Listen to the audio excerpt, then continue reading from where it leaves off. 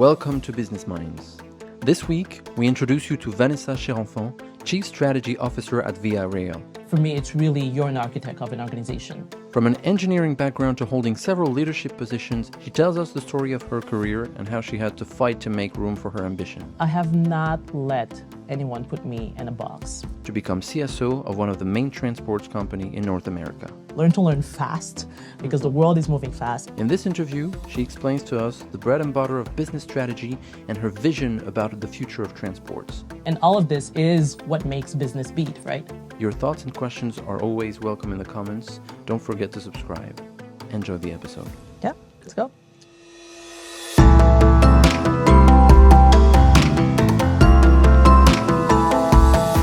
Welcome to Business Minds. Today we're delighted to receive Vanessa Cherenfant, Chief Strategy Officer at Via Rail Canada. Vanessa, thank you so very much for being with us today. Thank you guys for inviting me. So first of all, I would like to ask you to describe your current role in just a few words so our audience can understand a little bit better what you do. Absolutely. So recently into my new role at VIA as Chief Strategy Officer. So essentially, there are different, I would call, portfolios or key responsibilities within the role. The first one is, of course, the guardian of the corporate planning process and our corporate strategy.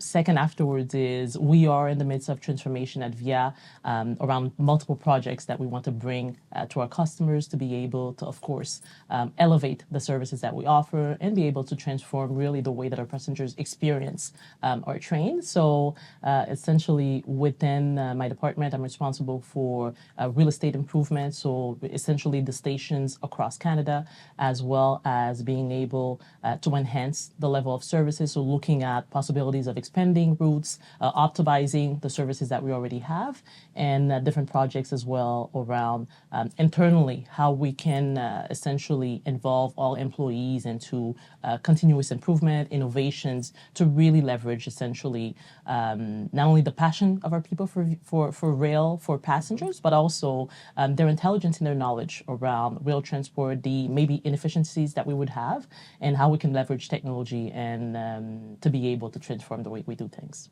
Excellent, thank you. We will dig into that a bit more later. Okay. So first of all, the first section of this interview focuses on the background, the personal background of our guests.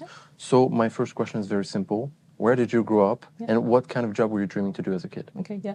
So I grew up in Haiti. So originally from Haiti, I came here actually to do my university studies at Polytechnique, but grew up in Haiti and Port-au-Prince, the capital. So growing up, I think it varied most certainly, but I can remember clearly, definitely during my adolescence, looking at some of the role models that people definitely wanted to have, eventually maybe even become a CEO, but definitely wanted to be in business, leading businesses. I think that's always been kind of like a pattern or a goal.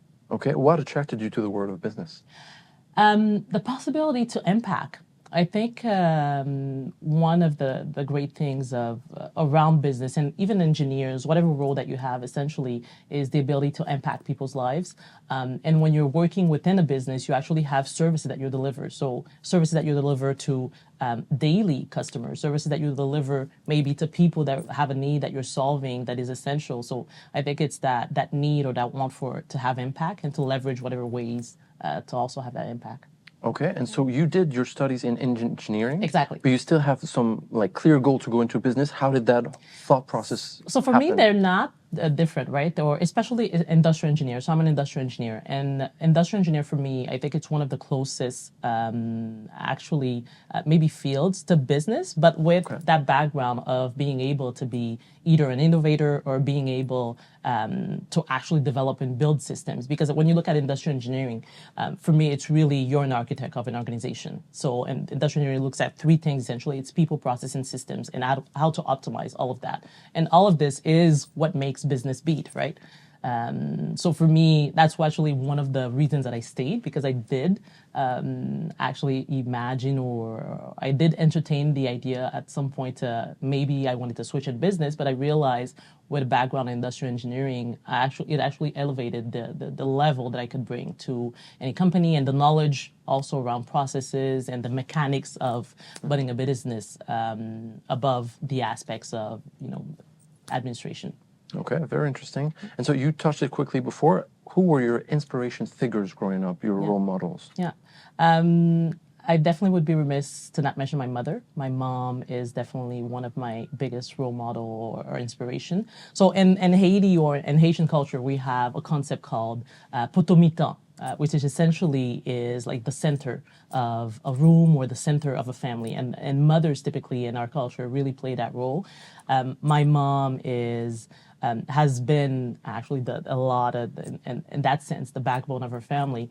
Before retiring, she retired recently, she was heading a non-for-profit to really support people suffering from HIV and support as well conscientization around sexually transmitted diseases, etc.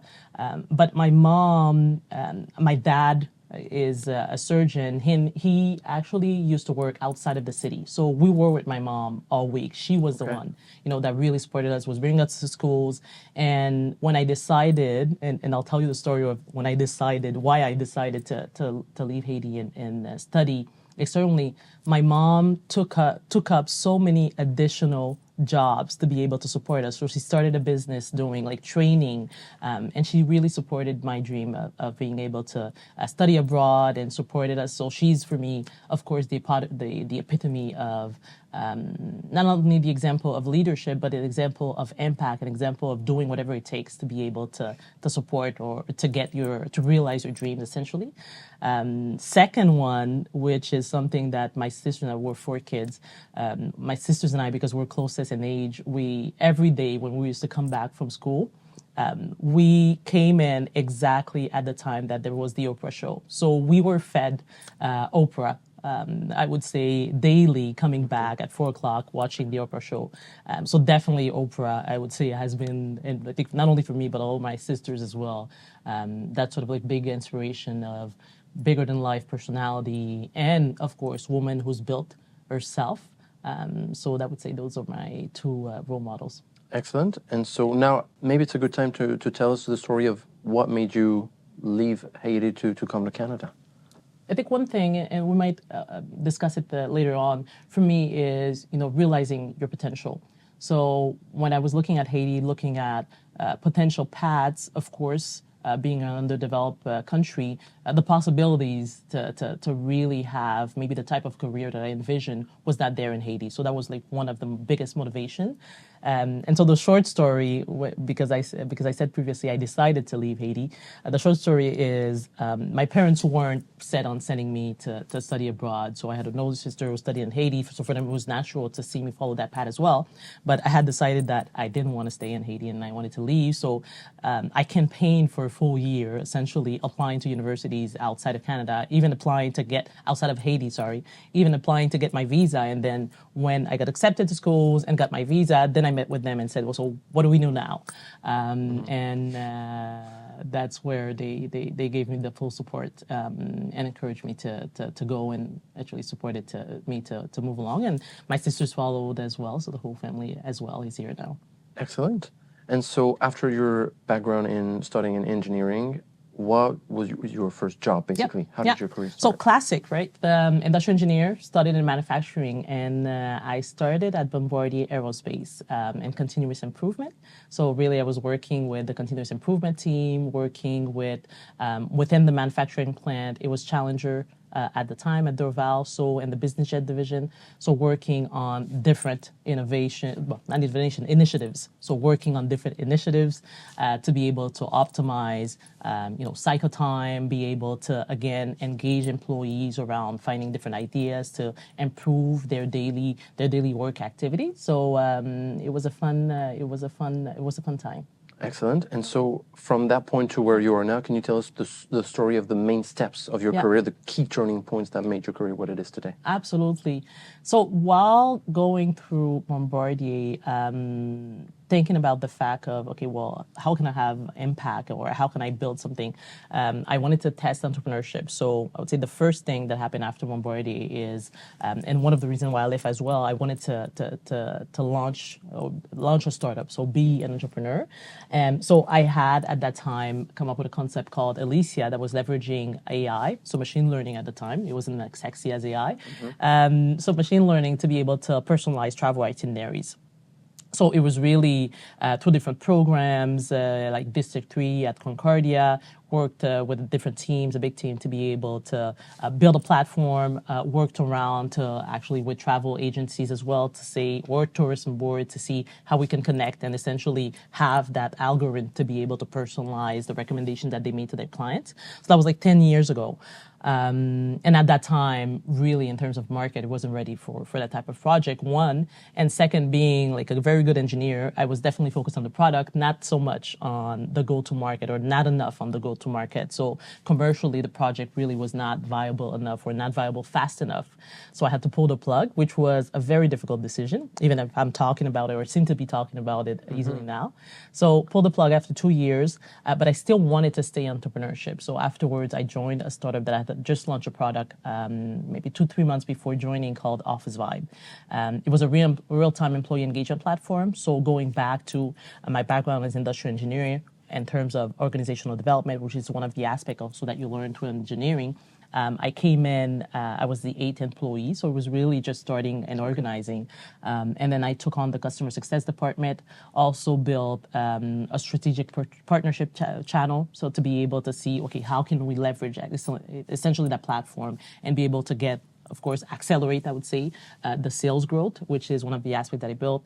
And then also got involved into sales, selling to really big corporations, which was a language, because I had worked at Bombardier, because I was used to working with directors, chiefs, etc. So I had really a good connection with our clients, or big corporate clients as well, to be able to deploy our technology. So it was a great learning path, again, around the years that I went, or I was at Office Vibe, to be able to see from the inside how you can not only launch a successful product, but also build different aspects of the business, or contribute to building different aspects of that business. So that was Office Vibe.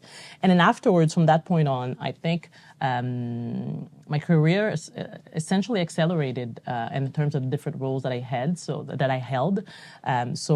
Joined a former partner of mine from school, who was launching, or who had his business that he wanted to grow. So contributed to like taking on and building the services, the processes around it. And it was, we were bought out, acquired by another company, where I joined also to take on a product management team that I headed. So in terms of product management, really look at the product strategy, managed the development team, worked with, of course, what is our growth opportunity, and a business development strategy. And from that point on, joined a company called Cosette Plus Company, where also I had the opportunity to put in place a new division that was a strategic consulting division that was starting again. So working with subject matter experts to be able to deploy either the offer of services, look at the growth strategy for us, which is essentially the role that I have right now as well at VRL. So I'd say the last 7 years definitely accelerated into me coming into roles where it was either a new creation of a role, putting in place a new service, or building a new division and department. This is pretty impressive. Can you tell us like the story of how you were recruited, appointed to your current role at VRL? It was so random, actually, because it's strange. Sometimes either serendipity or luck, definitely call it a question of luck. It was an outreach to LinkedIn. Actually, and I really give a lot of kudos to their recruiter, and Estelle. So it was an outreach to LinkedIn, where actually it said, my profile as an engineer and entrepreneur piqued their curiosity, and they have a new role, new department that they're creating, a CSO, where there would be a wide array that I mentioned beforehand of responsibilities that touched upon like different areas of my background. And I did find that, of course, a lot of what was the opportunity around the role, around what was the mandate, really resonated with me in terms of, what were the expectations, where VIA was heading towards as well. And then here I am. How was the process like? In terms of process, so the process is really, you have, of course, the recruiter contacting you, and then afterwards you met with the chief HR. It was a great conversation, and I felt that he was very transparent about the stage where the organization was, where it was going, and then I had the opportunity to meet with the CEO as well. And it really clarified for me that this was a great moment to join the company with the vision of the CEO around the team that he wanted to build and how he wanted to work as well towards a common goal. And then afterwards, of course, my candidacy had to be submitted to the board. So there were like quite a lot of steps, Yeah. obviously tests, etc. And yeah, that was a process that led me here. Okay, and so you mentioned that it was a new position that was almost created for you. Well, you joined. Not me, but it was. It is based on a business need. Yeah, exactly. So it's a new department. So the role of a chief strategy officer is not the most common that we hear. Can you tell us, for us, what is business strategy in your opinion, so we can understand, because it might sound a bit vague for people who are not familiar with it. And I think it really depends. So if we can separate two things, we can separate my own background and we can separate like what strategy typically entails within a business, because it really varies. For me, strategy specifically, it's all about being able to help a business achieve its objectives, achieve its mission. Essentially, if you can put it in the smallest term or the most simplest aspect, it's about that. So how you go about it is it about differentiation from the market? Is it about internally there are so many things that are challenging that you need to review? It really depends on the context of the organization. But strategy, if you put it in the simplest term for me, that would be it. And now if we come at how do you get to roles like that, there are different, it depends on the background. You know, there are people who work on strategy and look maybe more in terms of externally. So these are people that have a mind on, you know, how is the market evolving? How can I deploy or propose different aspects to be able to essentially help the organization, as I mentioned before, position itself differently, and they're not the ones that are able to apply these strategies. They transfer it afterwards to the different departments to be able to realize the strategies. I think one aspect that I have in my background, maybe coming from industrial engineering or coming also from different aspect where when you're a startup, you also actually have to build the things. There's no department, or there's nobody else to help you deliver, to build. So I do have the strategy and operational role where I'm only able, yes, to look ahead and find ways to differentiate ourselves, but I'm also able to deliver these strategies so in the role that I have right now, there are aspects where, yes, I'm supporting the organization and being, or I would say clarifying what is the North Star, where we're supposed to go to be able to stay relevant in our services, stay relevant in the market, but also taking on responsibilities to implement some of these strategies because of my background experience. Okay, and so you mentioned your background in entrepreneurship.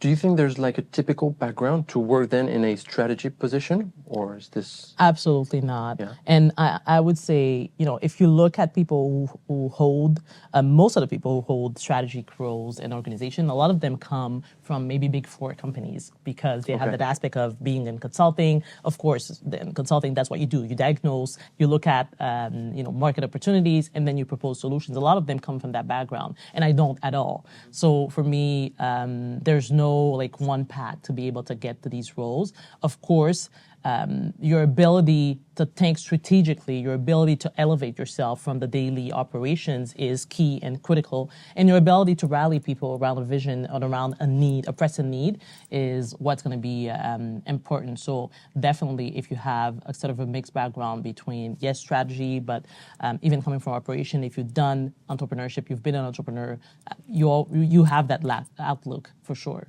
Excellent. And so what are you most proud of in your career to this day? I think one of the elements for sure that I'm the most proud of is the fact that I have not let anyone put me in a box. I think that's one of and we can probably talk that at certain points. As a woman of color, I spoke about, the career, what I've been able to achieve, the type of projects that I've been involved with. But there's a lot of backstory to that as well. There are a lot of things that happen in the background that could have discouraged me to continue, that could have discouraged me to, want more, to be ambitious, etc., that I didn't let keep me down. So for me personally, it's been, I think it's one aspect that to be able to keep that flame internally and to say that, no, I'm capable. No, whatever role, whatever little spot that you believe that I should be in, that's not what I aspire to. That's not what I was made for. That's what I'm not. That's not what I'm capable of. So one of the aspects that I'm most proud of, for sure. This is an inspiring message. Looking at the other side of the coin, what were the main challenges that you faced in the situation of a person of color in your career? So what I'll say is, when your bias isn't that much easy to identify, I don't think there are things that I can pinpoint and say, oh, yes, this is because I was a person of color, or this happened because I was a woman. I think it's very difficult sometimes to differentiate or separate. But the different elements for sure that I believe that I've faced that I don't believe some of my counterparts have had as either reaction or as a type of challenge. Just maybe some example, with one organization that I was part of, being very driven and of course ambitious, I had met with the HR director at one point, talking about maybe a 10-year career plan. That was too much. Please don't do that. But still, thinking about, 10-year career plan. But my message or my want around that discussion was really around, well, what can I do to what are the mentorship opportunities? What are the coaching opportunities to help me grow? Because that was the message at the end of the day. And his reaction was really telling for me. And he was like, well, this is very interesting, et cetera, but you should be careful not to be too aggressive. I've never heard a man who was ambitious who was called too aggressive.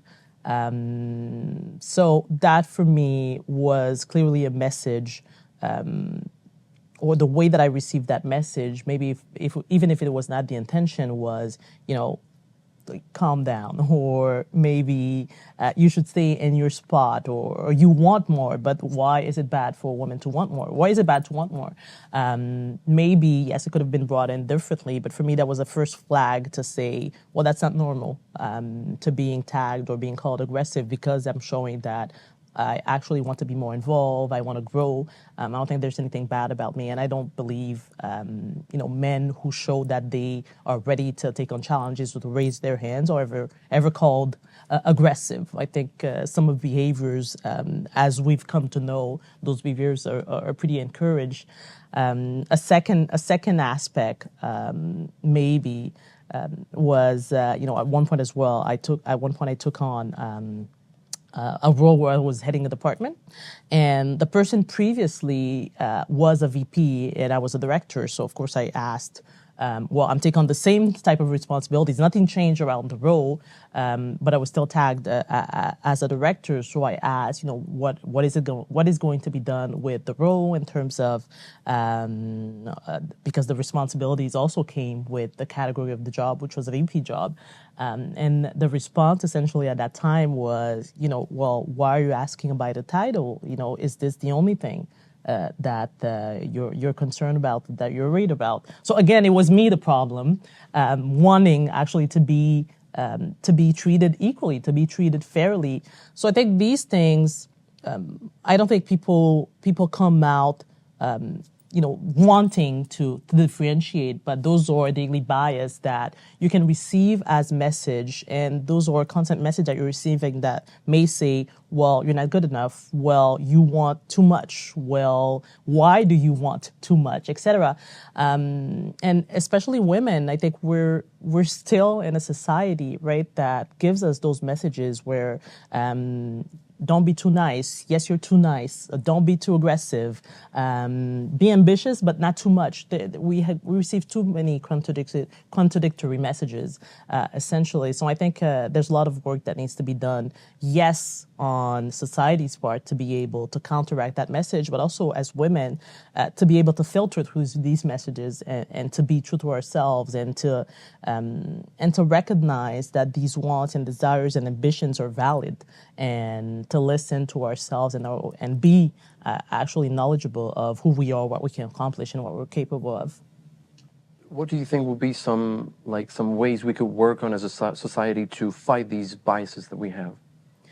Accelerate, right? Accelerate the women and people of color accessing to a position of leadership, right? Change it. I think there was a report that came out, maybe, was it 2 days ago, by the Chamber of Commerce, I believe, that mentioned that we will not reach right, equality within the next century. Imagine, even with what we know and even the solutions that we know that we can put into place. I think we need to stop playing around this, go and accelerate your path to full equality and involve people that can contribute. And I think the discussion should be around how can you grow the table? How can you grow the opportunities? It's not a question of replacing. We have the talent, we have the capabilities as well. How can you open the door and give people access, even if they don't have the typical path that you expect, maybe from other people as well?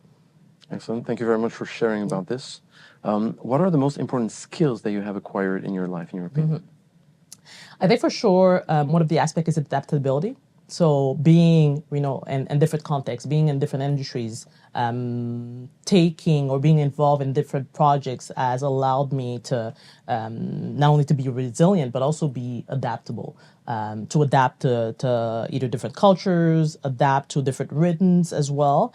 Second aspect is definitely getting things done. And I would actually say that's the first thing, is getting things done. I think whatever you do, if you're able to get things done, always deliver what you promise, that's for sure one element that will always make you successful. Because people know that they can count on you. People know that you deliver when you take on challenges, and that obviously opens a lot of doors afterwards. Excellent. Now, taking a step back on a perception perspective, how do you believe your coworkers perceive you or would describe you? And has this perception ever changed throughout your career? Yeah. Well, definitely determined. I think they would definitely say I'm determined. I hope they'll say I'm authentic as well. I aim to be transparent. I love when people are transparent. So that's one thing and I'm always as well, be transparent. There's also a back end or another aspect to that. When you're transparent, you can be direct or too harsh as well. So I think morally, that's one of the aspects that I've learned, or I've grown around being, even if I want to be direct and I want to be transparent, is really look at, the way that the other person can receive the message, even if you have the best intentions. Really think about the person who received the message, how they can interpret it, and find ways to adapt. So that's been one of the learnings and kind of like the elements that maybe before people have seen me like very determined, very driven, very direct. I've learned in the last years as well to, yes, be transparent, but also I think be careful with the message and the way that I deliver the message. So people, yes, understand or get where I'm trying to go, but feel involved in the process and can really truly embrace the path together. Very good. And in your opinion, what is an ideal employee, and how do you notice high potential employees? An ideal employee, it can be I don't know. It really depends on the culture, but me, typically, what I look for in people is really the attitude. I think for me, the attitude speaks like more than the competence, because you can always build on competence, but the attitude changes everything. And when I'm talking about attitude, I'm talking about, openness. Openness to try different things, openness to feedback. I'm talking about collaboration. Always be for teamwork. Be open. To have people question your ideas, to build things together. Of course, a growth mindset. So also that ties into the fact that you want to learn, you want to develop yourself, and you want to take on different challenges as well. So for me, those are the markups of people that I love to work with, and I think that that's it. That make it really depends on the organization, but for me, those are the markers of a great employee. Pretty clear. Now, taking a step back, what is the most important thing you think you've learned in school? School, essentially, through school, I think you learn to learn. That's the first thing. If you look at whatever, even if you look at your primary, secondary, university specifically, the one aspect that you need to understand, I think you need to take away is, how can you develop a system to learn? How can you adapt and learn through different people, different approaches? And how can you also receive instructions and deliver on these instructions. I think if I was a university student, I would focus on those aspects and not specifically the topics. Of course, the topics are going to help you build out your specificity, your expertise, and this is going to be on an ongoing basis that you're going to learn and you're going to want to be able to build upon your expertise. But learn to learn fast, because the world is moving fast. It's going to continue to move extremely fast. Learn to work with different type of people, because those are exactly the same people that you'll find in the work environment. And so those are the elements that I think through school are definitely valuable. Excellent. Now we will move to the next session, which is more focused on your vision, a broader reflections of your industry at large. So you've worked for Bombardier, which is like a planes constructor, and now you're with Via Rail, which is like in charge of the trains in Canada. In your opinion, what does the future of transport look like, whether in Canada or maybe even in the world? Definitely bright, right? I think there are three things that we can look about when we look at the future of transport.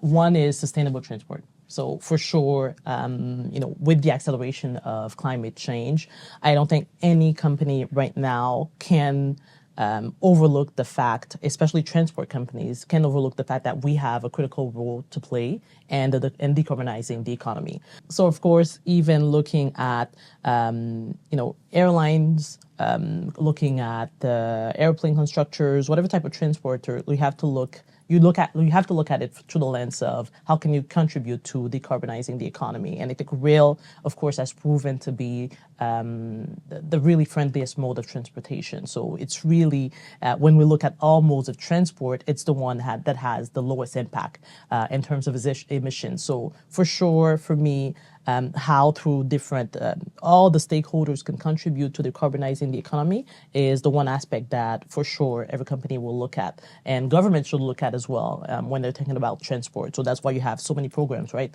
to be involved around EV vehicles or electric vehicles, the electric industry. It's part of that decarbonization plan. Second aspect is technology. My God, if we look like we can look like 50 years ahead. Flying cars, flying taxis, Uber is definitely testing around some of the aspects. High-speed trains, will there be an Hyperloop train? There's so much potential, I think, around technology that will really transform the way that not only every passenger, every individual can experience a different mode of transport, but also will need to have a lot of governmental oversight as well to be able to have a cohesive experience that is offered to passengers around the different modes of transport. The third aspect is we do have growing populations in big urban cities. So what do we do with these people in terms of offering a mode of transport, again, that is friendly to the environment, but also that delivers not only reliability, but also delivers a fast service. So that we have a project that we started here at VIA, which is the high frequency train that is currently being developed by VIA HFR. So this is all in service of not only being able to deliver the fastest, most reliable services to our passengers, but also staying constant in the fact that we are providing a service that for Canadians is essential in the fact that it really helps towards contributing to decarbonizing the economy. Excellent. And so is VIA doing more initiatives on decarbonizing? Because as you said, train transport is one of the greenest ways to transport. Are there any specific initiatives going on at the moment? Yes, absolutely. So we have different. So not only in terms of, whatever, whenever we add a frequency, so more trains that we can have on our rails, it's a great contribution, right? Because we're taking cars essentially off the roads and putting these passengers, moving them through a lowest emission mode of transport. Other aspect that we're looking internally, we're looking at different projects around AI to also optimize our own fuel efficiency. So even the modes and the activities that we have internally, we're also working towards accelerating actually our impact to building a greener world. Excellent. So now looking back to your personal path a little bit, you experienced both the corporate world and entrepreneurship. How do you think they compare, and what did you get from both of these worlds? It's really, of course, it's really different, right? Because when you're a startup, you actually have to build everything. And it's also what a great learning environment, because you are responsible to establish strategies, even starting young, I would say, depending on like when you join a startup. But you have the possibility to actually touch upon so many aspects of a business on a short amount of time, because it's always fast-paced. It's always about, going or delivering as fast as possible, hitting the revenues target and delivering the services. So it's a great experience to learn fast around how you build a business, how you manage a business as well. And within a big corporation, then you grow into a level of maturity where you need to establish processes, and you need to actually encompass like a lot more people, obviously, towards the same vision to work together. So there are different aspects that you can take from one element to the other. Me, from the startup world, is of course that what I took on, or what I took with me in terms of experience, in terms of knowledge, was the ability to adapt fast, the ability to deliver fast as well, and to hit the targets, as well as the corporate world, understanding, I would say, the politics, understanding how to speak to different type of audiences, to different levels as well of the organization, whether managers, directors, etc. So understanding how a big organism like a corporation works, while still taking on the aspects that I can understand quickly an issue, and I can also deliver or build solutions or recommend solutions to address it. Do you think having been an entrepreneur is something very helpful in a position like yours right now? Absolutely, right? Because it is in a startup position where it's a new department that we're putting in place. So understanding, being able to build kind of a business plan internally around, what that department needs to serve, why it's important, and especially what type of services that we need to establish to be able to help the organization move further. Those are definitely essential aspect, I think, any type of business owner, entrepreneur learn to do. Excellent. And so, again, throughout your career, you operated in several industries. Mm-hmm. We mentioned the aeronautic field, the aerospace. Different tech companies, mm-hmm. HR, even like advertisement with Cossette, so to speak. Absolutely. And now railway transport. How were you able to link all these things to make it like a coherent path that give you a specific expertise now? Mm-hmm. The way that I look at myself, and I think my background is, and I say the way that I look at it, it's right now. Mm-hmm. After going through these experiences, even myself, and I think that it's Steve Jobs that said it at one point. You can only connect the dots when you're looking backward, right? So what I've come to understand, regarding my path is that I'm an integrator. I would even say an architect of solutions, an architect of a company. So the elements, even if the industry is different, if you look at essentially all the roles that I've held or the work that I've had to do, it was really about, example, diagnosing a need, even as an entrepreneur, diagnosing what is a need internally, whether that's in continuous improvement, whether that's in building, strategic service within Cossette, or whether that was essentially in whatever type of services that we needed to do with the tech company. So diagnosing a need, being able to build and offer services to be able to solve that need, and working with people to deliver on the promises that we do. So really the path for me, even if the titles were different and the industries were different, there were specific skills that I applied, and it was the same skills that I applied throughout these roles. So for me, that's the fil conducteur that you would say. That makes sense. And so again, you held several important leadership positions at a pretty young age, if we can say so. I won't say that young, but and still, what do you think is the best way to gain respect and credibility? Because we understand it can be a challenge, especially if you're young, when holding such positions. What would be your main tips? How were you able to gain this credibility? I think the most important thing, and I touched upon it at different moments, is really being able to get things done. There are two aspects of that. Is one of my mottos is say what you do and do what you say.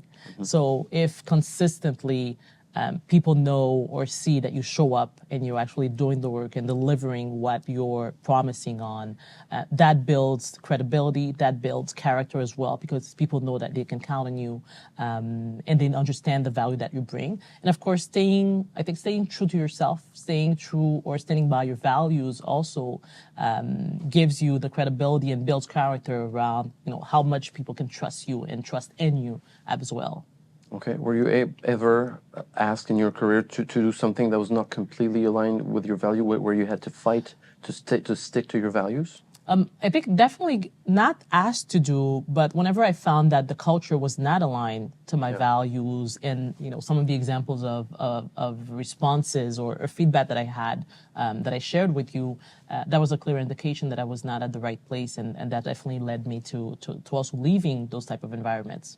Okay, excellent. And so, what's the best piece of advice you've ever received, and would you give the same piece of advice to your 20-year-old self? I would definitely give the same advice to my 20-year-old self. And when I received it around my 20s, I didn't understand it as much as I understand it right now. But I think it's definitely something that I would continue to share with people. One of my mentors at the time, he said, if you're facing a wall, do you go through the wall or do you go around it? And I didn't understand it fully at that time because, of course, being, decisive, driven, etc., I was always like hitting my head against the wall. Said, no, why are we not doing this? Why is the reaction like this? Versus maybe trying to work around the perspective of, people around the table understand how they perceived it, what they needed, and how I could adapt to be able to get to where I needed to do.